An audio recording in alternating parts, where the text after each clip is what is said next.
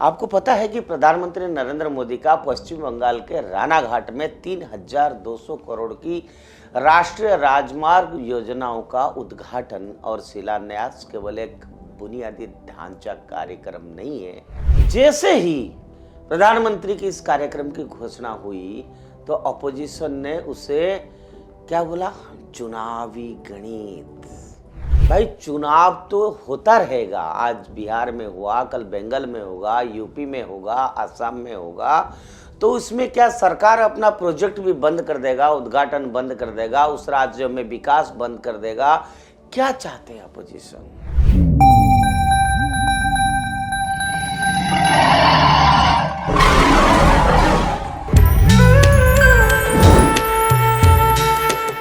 नमस्कार, उदय India digital में आप सबका बहुत बहुत स्वागत है। मैं हूं दीपक कुमार रथ। आज इंडिया थिंग्स में आपको बताएंगे कि देश में चाहे विकास हो या कोई विकासमुखी प्रोजेक्ट हो या आम आदमी के लिए कोई काम हो, राजनीति कहीं नहीं छोड़ के जाता है। कुछ भी होता है तो उस पर राजनीति होती है। आपको पता है कि प्रधानमंत्री नरेंद्र मोदी का पश्चिम बंगाल के रानाघाट में 3,200 करोड़ की राष्ट्रीय राजमार्ग योजनाओं का उद्घाटन और शिलान्यास केवल एक बुनियादी ढांचा कार्यक्रम नहीं है, बल्कि एक उस राजनीतिक विमर्श को भी चुनौती देता है जो हर केंद्रीय परियोजना को कोर्ट में कहूंगा पक्षपात की चश्मे से देखने का आदी हो चुका है। इसलिए कहा कुछ भी होता है उसकी राजनीति के आईने से देखते हैं।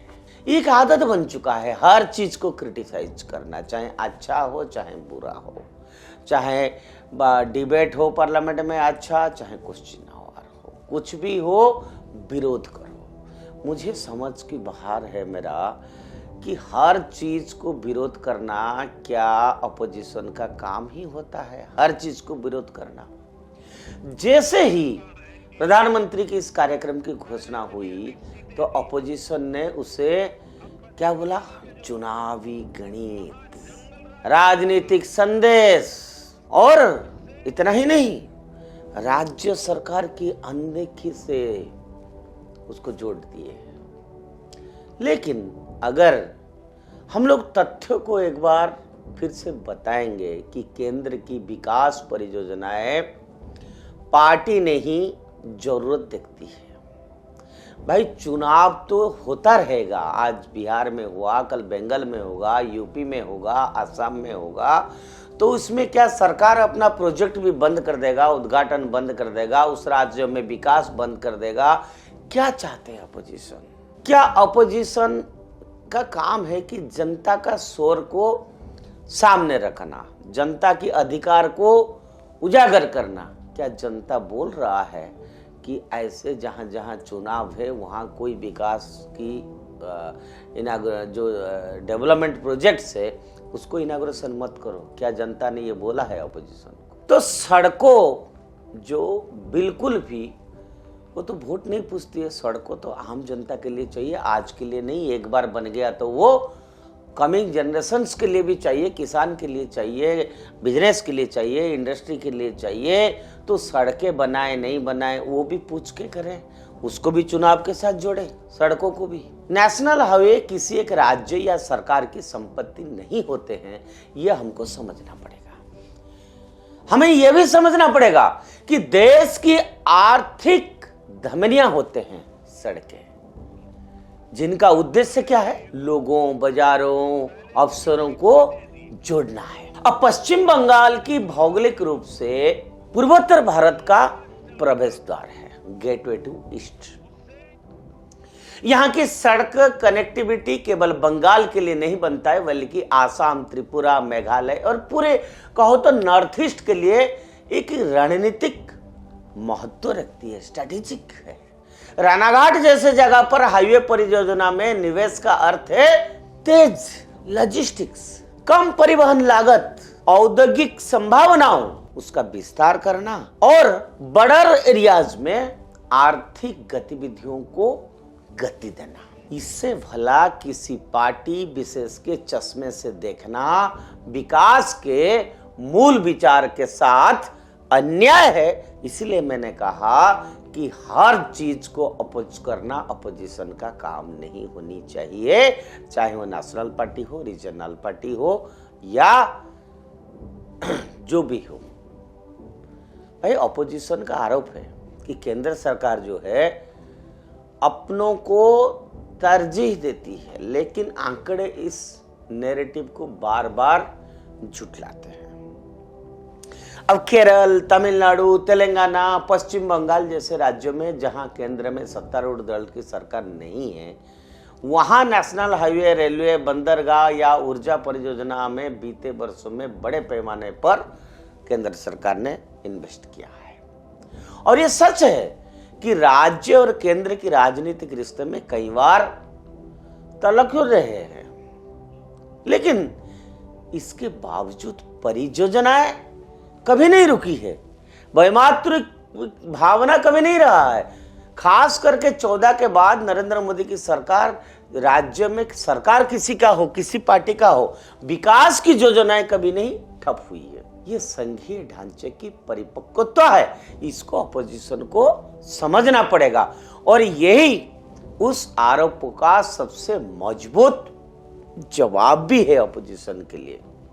असल समस्या विकास नहीं है, बल्कि राजनीतिक श्रेय की राजनीति है कि कौन बनाया, कौन इनागुरेट किया, लोगों के सामने क्या बताएंगे। अरे मोदी बना दिया तो राज्य सरकार को अनदेखी किया। अब ये जो विलाप है, ये विधवा विलाप का कोई जवाब नहीं है। भाई जब परियोजना केंद्र की होती है तो राज्य सरकारें उसे हस्तक्षेप कहती है, और जब राज्य की होती है तो केंद्र से सहयोग को अपना हक बताया जाता है। तो यह दोहरा मापदंड अंततः जनता को नुकसान पहुंचाता है। बंगाल में सड़कें खराब हो, उद्योग ना आए या रोजगार का अवसर घटे, इसकी कीमत ना तो दिल्ली चुकाती है और ना ही कोलकाता के सत्ता गलियारे, बल्कि आम नागरिक चुकाता है। ऐसे में यदि केंद्र सरकार बुनियादी ढांचे में निवेश कर रही है तो उसे राजनीतिक चश्मे से नहीं, परिणामों के आधार पर आंका जाना चाहिए। प्रधानमंत्री नरेंद्र मोदी का बार बार यह कहना है कि इंफ्रास्ट्रक्चर ही विकास की नींव है। जाहिर सी बात है, यह केवल नारा नहीं है। भाई शहर को गांव के साथ जोड़ना, connectivity, port connectivity, rail connectivity, road connectivity, these all infrastructures are related to economic development of the state directly, that is directly linked to the development, economic development of common man। Farmers के लिए अच्छा होगा, व्यापारियों के लिए अच्छा होगा। अब पिछले एक दशक में नेशनल हाईवे की लंबाई, गुणवत्ता और निर्माण की गति में ऐतिहासिक बदलाव आया है। आपने अभी देखा, अभी जो पार्लियामेंट सेक्शन चल रहा था उसमें कई मेंबर ऑफ पार्लियामेंट्स ने सवाल पूछा, अच्छा सवाल पूछा कि जो टोल गेट से वहां पर इतने देर रुकना पड़ रहा है, कई जगह हंगामा हो रहा है, तो नितिन गडकरी जी ने बताया कि वो समय दूर नहीं है कि टोल गेट्स में कोई इंसान मिलेंगे ही नहीं, तो लड़ाई कौन करेगा, वहां सारा चीज टेक्नोलॉजी करेगा। तो कम से कम हम स्टेप बाय स्टेप उस राह में चल रहे हैं। जहां पहले सड़कें चुनाव वादों तक सीमित रहती थी, आज वे आर्थिक योजना का केंद्र बन चुके। क्या जनता भूल चुका है बिजली, सड़क और पानी के कारण मध्य प्रदेश में कांग्रेस का सरकार गया था। अब जब केंद्र की सरकार उसी बात पे जोर दे रहा है तो उसमें भी आपको तकलीफ है, तो करे क्या। अब मानो ये राणा घाट की परियोजनाएं भी इसी सोच का एक विस्तार है। ये केवल सड़कें नहीं, बल्कि समय, लागत और दूरी की कम करने वाली साधन है। और विपक्ष अगर सचमुच जनता के हितैषी है, वेलविशर है, तो उन्हें यह सवाल उठाना चाहिए कि परियोजनाओं का लाभ कैसे अधिक लोग तक पहुंचे, ना कि यह कि उद्घाटन कौन कर रहा है। लोकतंत्र में सरकार आती जाती रहती है, लेकिन सड़कें, पुल और हाईवे दशकों तक रहती है। पश्चिम बंगाल में ममता दीदी को किसने मना किया था स्टेट हाईवेज बनाने के लिए, किसने मना किया था पंचायत को स्टेट हाईवे में जोड़ने के लिए, किसने मना किया था किसान की उपज को उचित मूल्य देने के लिए, किसने मना किया था कि पश्चिम बंगाल में लॉ एंड ऑर्डर को ठीक करने के लिए। भाई ये तो आपके हाथ में है ना। वो बोले तो केंद्र हस्तक्षेप कर रहा है, विकास करे तो अनदेखी कर रहा है। तो ये जो दुगलापन है, ये जो विधवा विलाप है, ये भली भांति जनरेशन जेड समझ चुका है। सोशल मीडिया का जमाना है।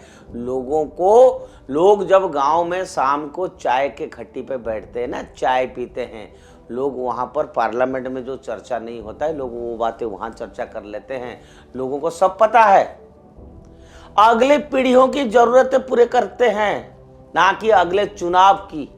ये सरकार की, कोई भी सरकार हो, उसका उद्देश्य या गोल यही होना चाहिए। अंततः यह बहस राजनीतिक, अरे भाई विकास में क्या राजनीति है? अगर विकास होता है तो राज्य का विकास होता है, विकास होता है तो जनता के भले के लिए होता है। तो किसी पार्टी को क्या लेना देना है? रास्ता क्या बीजेपी का है?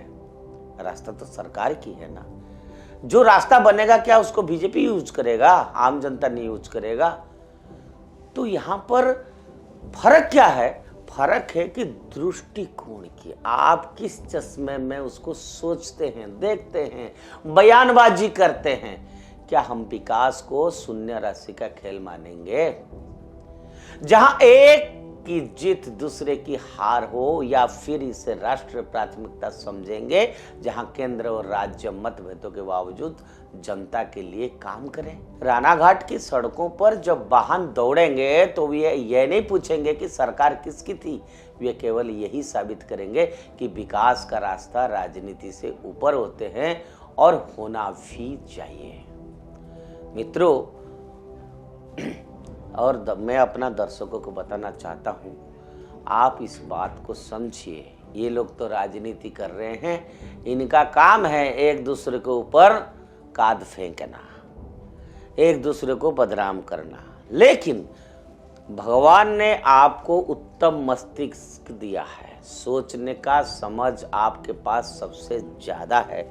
आप खुद ही तय करिए कौन आपके लिए अच्छा नीति निर्णय करता है, कौन देश को प्रायोरिटी देता है।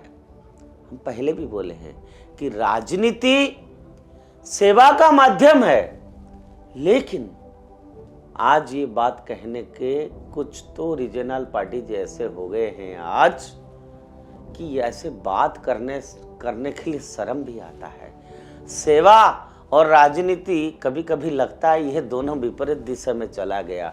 आज राजनीति एक प्रोफेशन हो गया। पहले राजनीति वो करते थे जिनको अंदर कुछ, जिनके उत्तम चरित्र होता था, जिनका उत्तम नीति होता था, जिनका विजन होता था। वो विजन अपने लिए नहीं होता था, देश के लिए होता था। लेकिन अब जो नेतागिरी कर रहे हैं, राजनीति कर रहे हैं, उनका पहला विजन है कि अपना कैसे डेवलपमेंट होगा, खुद का परिवार का कैसे डेवलपमेंट होगा, खुद कितना मार्केट बिल्डिंग बनाएंगे, खुद कितना ज़मीनें बढ़ाएंगे, खुद की अब जो हमारा जो परिजन है उनको कितना टेंडर मिलेगा। अब फोकस राजनीति का वहाँ चला गया है, संकट वहाँ पर है।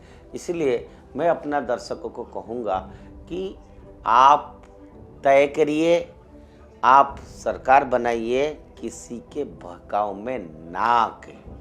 हमेशा कहते हैं अपना बुद्धि में जोगी बनिए, दूसरी का बुद्धि में राजा नहीं बनना चाहिए। तो स्वयं का बुद्धि सबसे श्रेष्ठ होती है। आज के लिए इतना। उदय इंडिया से जुड़े रहिए, उदय इंडिया सब्सक्राइब करिए। भारत माता की जय।